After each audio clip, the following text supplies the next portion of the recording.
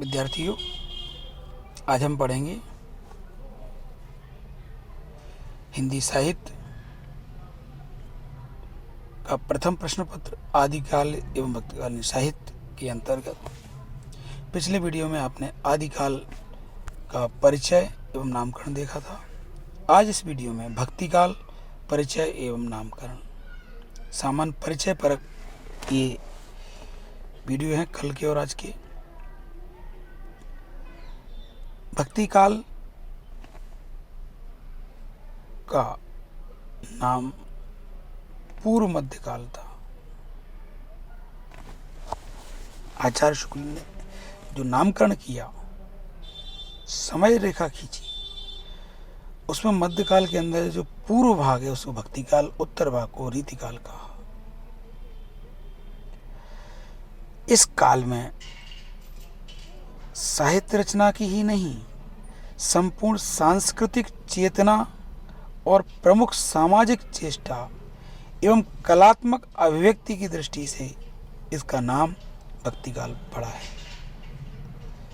उस काल के प्रमुख कवि कबीर, रैदास, नानक, दादू दयाल, सुंदरदास, मलूकदास, प्रेम मार्गी कवि कुतुबन, मंझन, जायसी, उस्मान, नूर मोहम्मद,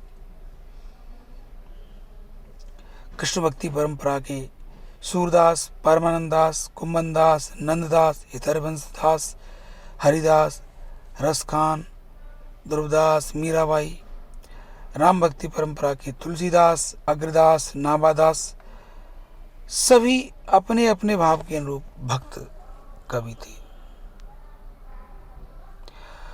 भक्ति की प्रेरणा से ही इनकी जन्मजात प्रतिभा काव्य के रूप में प्रकट हुई। कुछ कवियों को छोड़ दिया जाए, जायसी, कुतुबन, मंझन, तो उन सभी भक्त कवियों को भक्ति के विभिन्न संप्रदायों ने अपने प्रचार के लिए माध्यम बनाया। इनकी रचनाओं का युग धर्म के निर्माण में उपयोग किया गया। सच तो यह है कि इतिहास के तत्कालीन युग निर्माता ये कवि ही हैं और उन्होंने जिस उच्च नैतिक चेतना को जगाया था वह आज भी किसी न किसी अंश में उत्तर भारत के अधिकांश जन समूह के चित्त में विद्यमान है। आलोचकों ने इस बात को प्रकट किया है, लक्ष्य में लाए कि पहली बार इस युग में भारतीय इतिहास के मामले में समूचा देश, उत्तर भारत, उत्तर, दक्षिण, पूर्व, पश्चिम एक भावधारा से आंदोलित हो उठा। ग्रियर्सन ने इस पर बहुत बढ़िया बात कही है, ध्यान देने लायक है, सुनिएगा। हम अपने को ऐसे धार्मिक आंदोलन के सामने पाते हैं जो उन सब आंदोलनों से कहीं अधिक विशाल है जिन्हें भारतवर्ष ने कभी देखा है।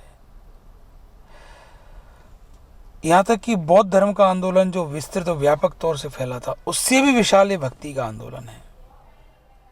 इसका प्रभाव आज भी है। इस युग में धर्म ज्ञान का नहीं बल्कि भाव और भाव के आवेश का विषय बन गया था। यहां से हम रहस्यवाद और प्रेम के उल्लास के देश में गमन करते हैं। ऐसी आत्माओं का, दिव्य आत्माओं का साक्षात्कार करते हैं जो मात्र किसी काशी या मथुरा के दिग्गज पंडितों की जाति के नहीं हैं, जिनकी समता मध्य युग के यूरोपियन भक्त बर्नार्ड ऑफ क्लियरवॉक्स, थॉमस कैम्पिस और सेंट थेरेसा से है। ये बात ग्रियर्सन ने कही। उत्तर भारत में भक्ति का यह उन्मेष ग्रियर्सन के शब्दों में बिजली के चमक के समान अचानक कैसे हुआ, इस पर विद्वानों के अलग अलग मत हैं। ग्रियर्सन ने तो अपने ये कहा पाश्चात्य विद्वानों ईसाई प्रभाव है, जबकि गलत है। कुछ ये भी कहा इस्लाम धर्म के प्रारंभिक काल में ही जो अरवायत है उनकी देन है, वो भी गलत है। कोई कहता मुस्लिम आक्रमणकारियों के अत्याचारों, उससे उत्पन्न हुई सामाजिक अव्यवस्था और आरक्षा की भावना के प्रतिक्रिया स्वरूप अचानक उमड़ उठा था। ऐतिहासिक परिप्रेक्ष्य की हीनता का द्योतक है। ये कुछ मत है। वस्तुतः देखा जाए तो तत्कालीन सामाजिक परिस्थितियों ने इस प्रकार की परिवर्तन की या बदलाव की प्रक्रिया को तीव्र बनाया, व्यापक बनाया। इस्लाम के आने के पूर्व ही जो आरंभ हो चुकी थी और हर्षवर्धन के पतन के बाद राजनीतिक बिखराव, बौद्ध धर्म का तंत्र मंत्र की ओर झुकाव या परिणति और उसका अधःपतन हो चुका था। और इन सब में से पुनर्निर्माण की शक्तियों के रूप में यह भक्ति काल मिला। प्राचीन मूल्यों, जीवन आदर्शों को नई परिस्थितियों में नए रूप में खोजने का प्रयास हुआ। और हमारा ये भारतीय समाज इतिहास की ऐसी अनेक संक्रांतियों के बीच से गुजर चुका है। भक्ति आंदोलन से पूर्व न केवल राजनीतिक अव्यवस्था, उत्पीड़न, सामाजिक असुरक्षा का अभाव था,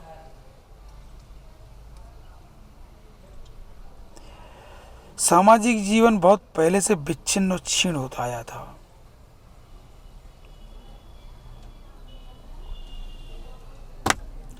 अनेक प्रकार की कुप्रथाओं ने जनजीवन में स्थान बना लिया।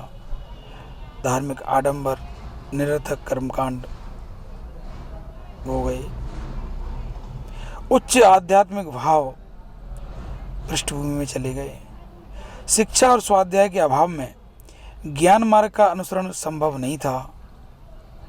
उसकी परिणति तो वेदांतियों के दंभ और पाखंड के रूप में होना अवश्यंभावी थी। कर्म मार्ग के लिए सामाजिक परिस्थितियां अनुकूल नहीं थी।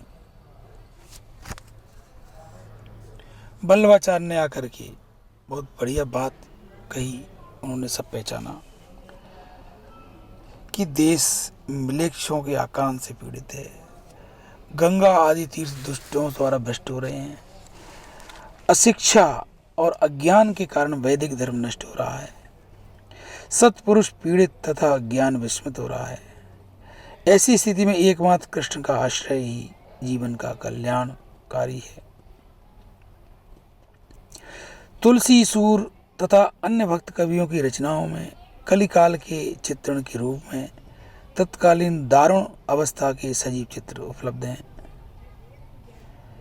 इसी परिस्थितियों में दक्षिण भारत से जो भक्ति की लहर उठी, उसने समस्त देश को एक सूत्र में पिरोने का काम किया। दक्षिण भारत में आलवार भक्त थे। आलवार और नायनार। आलवार वैष्णव परंपरा से थे, नायनार शैव परंपरा के थे। रामानुज, मध्वाचार्य, निम्बार्काचार्य आदि आचार्यों के माध्यम से उत्तर भारत में भक्ति आंदोलन के केंद्र बने, निर्मित हुए। इन्हीं रामानुज की परंपरा में स्वामी रामानंद हुए, जिन्हें उत्तर और मध्य भारत के भक्ति आंदोलन का सबसे प्रथम और सबसे अधिक शक्तिशाली प्रवर्तक या नेता कहा जा सकता है। उत्तर भारत की सामाजिक परिस्थिति दक्षिण से भिन्न थी। वहां वर्णाश्रम धर्म के छुआछूत संबंधी कठोर नियम नहीं चल सकते थे।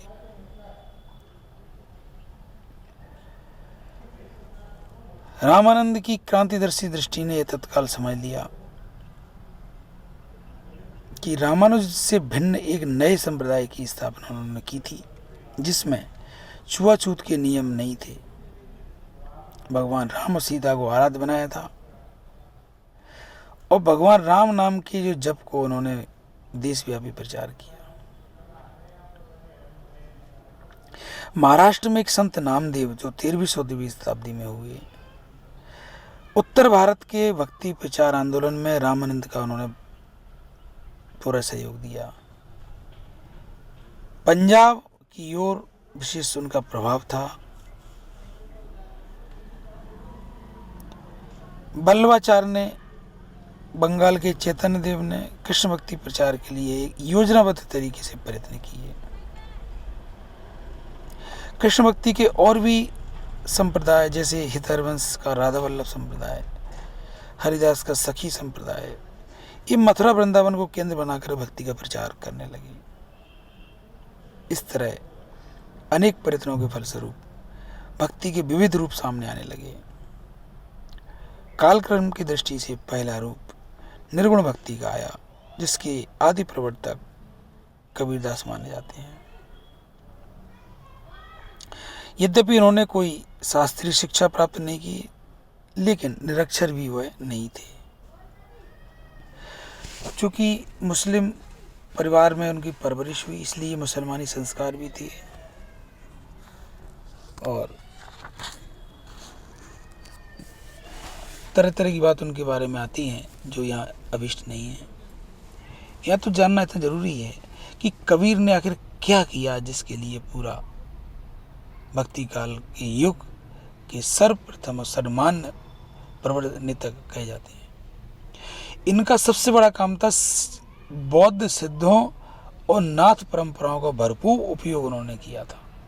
वहाँ से सामग्री संकलित की थी, विषय लिए थे, प्लॉट लिया था, लेकिन संवेदनाओं में उन्होंने वहाँ की जो कर्मकांड, जो आडंबर और ऊपर की व्यर्थ की चीज़ें जो कि जनता में किसी उपयोग की नहीं थी, भटकाती थी, इनको हटा दिया।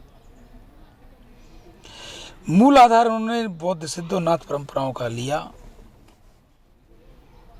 संभव है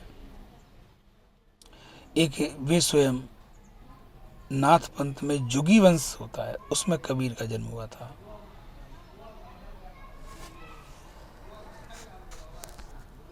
अब कबीर के यहाँ विलक्षण अद्वैतवाद है।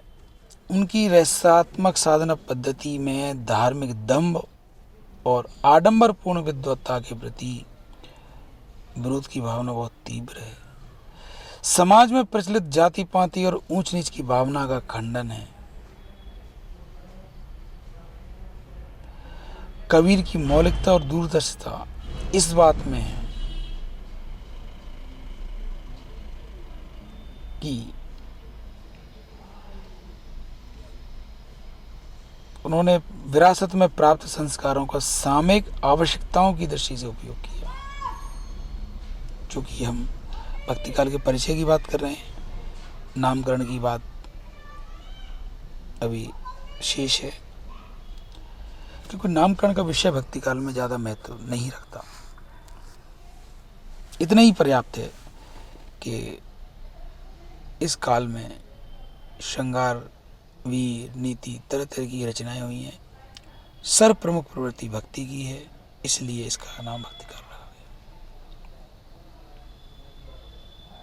नाथपंथी प्रयोगियों की, योगियों की नीरस और कष्ट साध्य साधना को उन्होंने रामानंद से प्राप्त भाव भक्ति के रस से सरस और सरल बना। ये कबीर का महत्व और बड़ी योगदान था। हठयोग का रहस्यवाद था नाथ पंथ के यहाँ। उन्हें सूफी प्रेम भक्ति से अनुभूतिपूर्ण रस में बदल दिया। कबीर ने निर्भीकता पूर्वक हिंदू और मुसलमान दोनों में प्रचलित पाखंड और मिथ्यावाद का खरे शब्दों में खंडन किया। अपने विचार जो उन्होंने हार्दिक अनुभूति के वश और प्रचार की सुविधा के लिए सूक्त शैली प्रधान दोहों और गेय शैली के पदों में व्यक्त किए। उन्होंने विचार किसमें किए? सूक्ति शैली, दोहे में और पदों में। कवि को सिर्फ कवि नहीं, साधक समाज सुधारक भी थी। लेकिन कवित्व यदि उनका नहीं होता तो हम कैसे उनको मूल्यांकन करते हैं। कबीर एक क्रांतिदर्शी संदेशवाहक थे। और भी कबीर के बारे में हम जब आप व्यक्ति से बात करेंगे तो और डिटेल में आएगा। इसी प्रकार से तुलसीदास की राम भक्ति परंपरा, निर्गुण परंपरा में दो प्रकार की परंपराएं आपको स्कूल के समय से पढ़ते आए होंगे। एक संत या ज्ञान मार्गी धारा और एक प्रेम मार्गी धारा। संत काव्य धारा में कबीर आदि, कबीर, दादू, नानक, रैदास, मलुकदास, सुंदरदास, कमाल आदि आते हैं। प्रेम मार्गी धारा में जायसी, कुतुबन, मंझन, नूर मोहम्मद आदि की रचनाएं हैं। सगुण भक्ति धारा में भी दो धाराएं, कृष्ण भक्ति को मानने वाली और एक राम की भक्ति को उन्होंने प्रचार प्रसार का उद्देश्य बनाया। कृष्ण भक्ति परंपरा में सूरदास, कुमनदास, कृष्णदास, परमानंदास, नंददास, मीराबाई, रसखान आदि आते हैं। भक्तिकाल के परिचय में इतना जानना जरूरी है कि कुछ कवि हैं, तुलसी, सूर, ये आज भी उतने प्रासंगिक और